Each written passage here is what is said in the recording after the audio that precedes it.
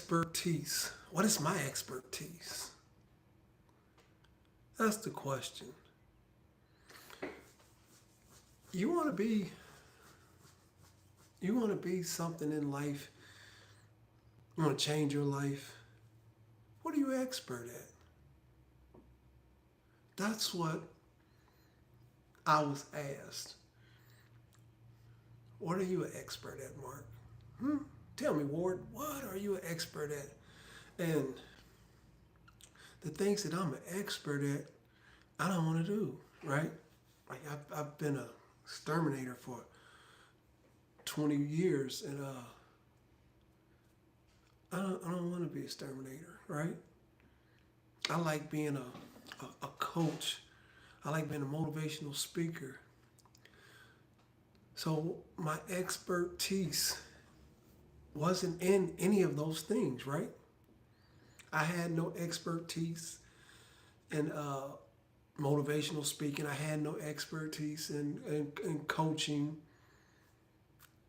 But I knew that's what I wanted. I wanted to be a coach. I wanted to help other people become the best version of their self. And I was talking to a business coach, and I told him, I said, I'm a leader of men. And he said, well, what's your expertise? What makes you an expert? I didn't know. So what he told me was, he said, your experience is what makes you an expert. And I was like, well, I don't want to be a coach or a motivational speaker in the pest industry. I don't want to do that. And he said, no, I'm not, that's not what I'm talking about.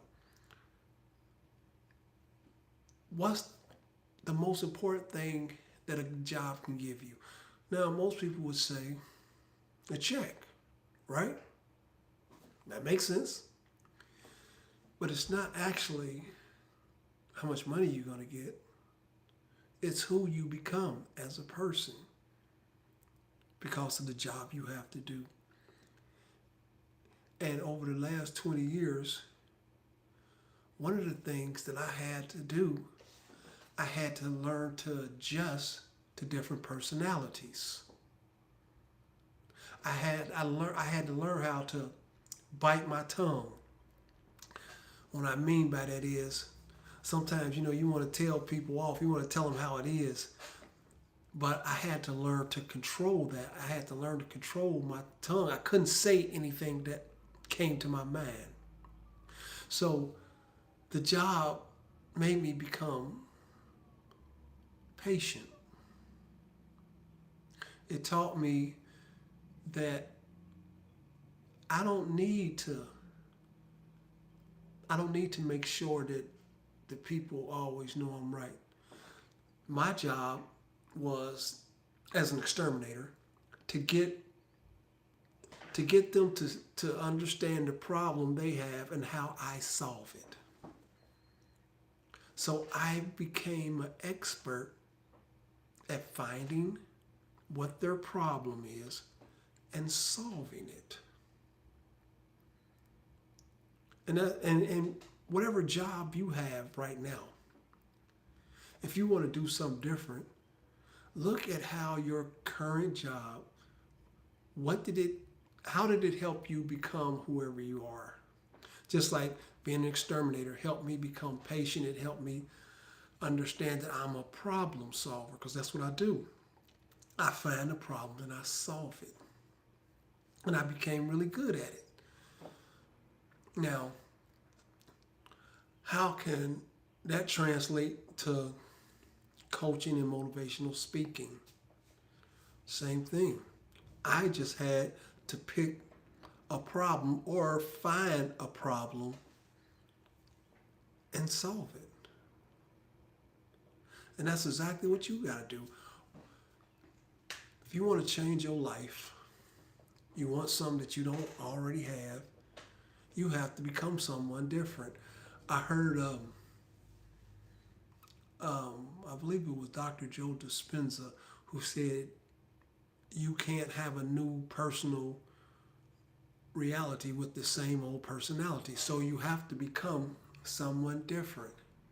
But what in the process of becoming someone different, you can take your experiences from your life, from your job, and see how you can utilize it in whatever it is you want to do now. Now that the thing that got me was that that whole personal reality thing. It took me a while to understand that, because I'm like, I'm me. I'm me. How can I be somebody else? But I had to become somebody else. I had to become somebody of value. And then I had to understand what value was, because I just didn't want to be a motivational speaker and a coach. I wanted to impact people, but I also wanted to get paid. I wanted to make money from doing it. So once again, my coach taught me that value equal money, but he also told me that it depends on the level of value. And I'm like, the level of value? What's that? There's and I love to hear. Love to hear Myron Goldman talk about this. Oh my God! If you guys don't know who that is, you should follow him. The four levels of value. The lowest level is implementation. As an exterminator, I was out there. I'm spraying and putting out bait, I'm killing the bugs, right? And then the next level of value is unification. That'd be your manager, like my supervisor. The second level of value, this is when you start getting into the money, is communication. And the highest level of value is the imagination. Now, in the highest level, the imagination, that's the one who created. So yeah, that's who's gonna make the big money, right? Songwriters, to give you an example, songwriters, people who write movies, people who come up with business ideas, those are the people using their imagination. That's who make the big money. And then the next is communication. Someone who can explain it. Speakers, authors, those type of people. Sales people, people who are in sales. Those are the ones who make the top dollars. If you look at any field, any organization, whoever imagined it usually make the most money. And whoever communicate what it is next in line. And then, like I said, the third is unification, your little managers and stuff like that. And according to Myron Goldman, managers usually make from $40,000 to $200,000, depends on where they work. But the people who implement the job, implementation, the lowest level, like I said, when I was as an exterminator, I was the one spraying. I made the least amount of money, right? And implementation is usually anywhere from what is that? Oh my God, minimum wage to around $80,000. I was right at $70,000. Our sales guy, he was. We had a couple of sales guys, but one that was a good friend of mine who shared with me how much money he made. He made like $125,000. Now the owner, I couldn't tell you. They made millions of dollars. But what I'm talking about is deciding who you want to be. And now the reason I was talking about the four levels of value is because whoever you want to be, you got to decide if the amount of money that come with it is worth it to you. You know, much love from South Africa, sir. Much love to you too. Thank you, thank you, thank you. But that's one of the things that a lot of people struggle with is deciding on who they want to be, what they want. And half the time, most people do jobs because money. That's it. That most people go after a job because of money, and that's okay. If you've decided, if you made a decision, I need to make $100,000, then you got to find what job makes what industry or jobs make $100,000 and get the education or training or whatever it is to attain that job. And that's critical. That's critical, understanding what you want. I had a friend who was actually worked with me in pest control. His name was Marcus. There was a bunch of Marks at the job. He was very unhappy. I think he said he made like 60 something thousand dollars. And 60 something thousand dollars is not broke, but it's modest. You can pay your rent and stuff like that, but you can't do much more. And especially here in Ohio. But I asked him, I said, what do you want? What do you really want? And he told me, he said, I just want to, he's an older gentleman like myself. We're in our late 50s. He said, I want a condo, and I want to be able to have to drive the car I want and do some things with my grandchildren. I said, you can't do that off of 60 something thousand dollars? He said, yeah, I'm doing it, but that's all I can do. I don't have no extras. And if I have one hiccup, then everything go to kaput.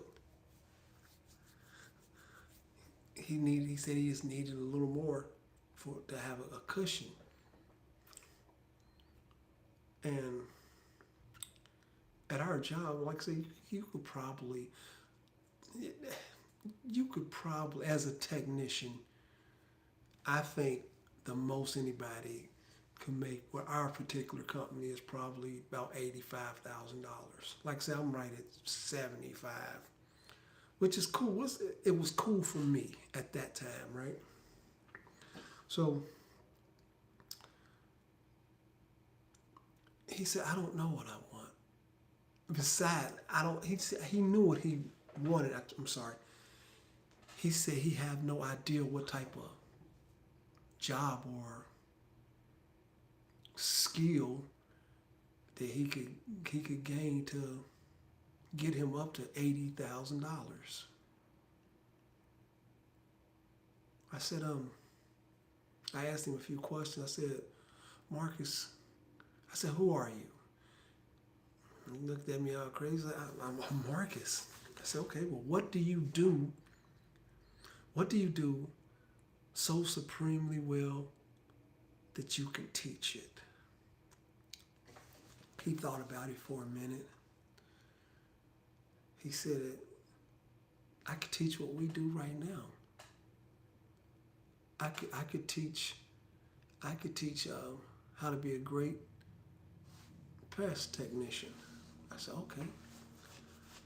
I said, well, who would you do it for? And he was like, I guess the company we work for. Oh, okay. I say, who you would do it for? What do they need? And what do they want?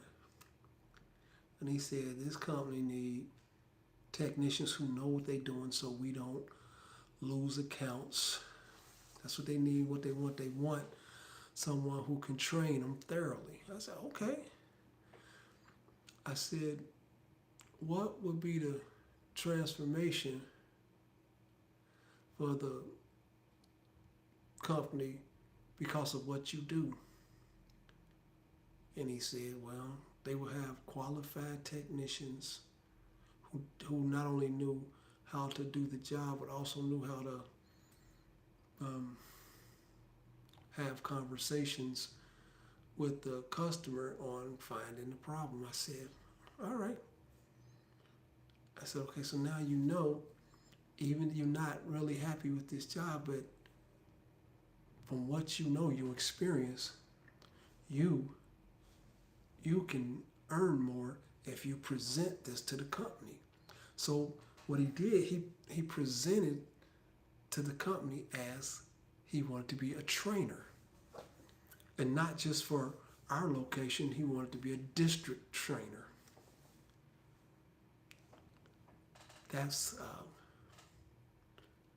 That goes to communication, right?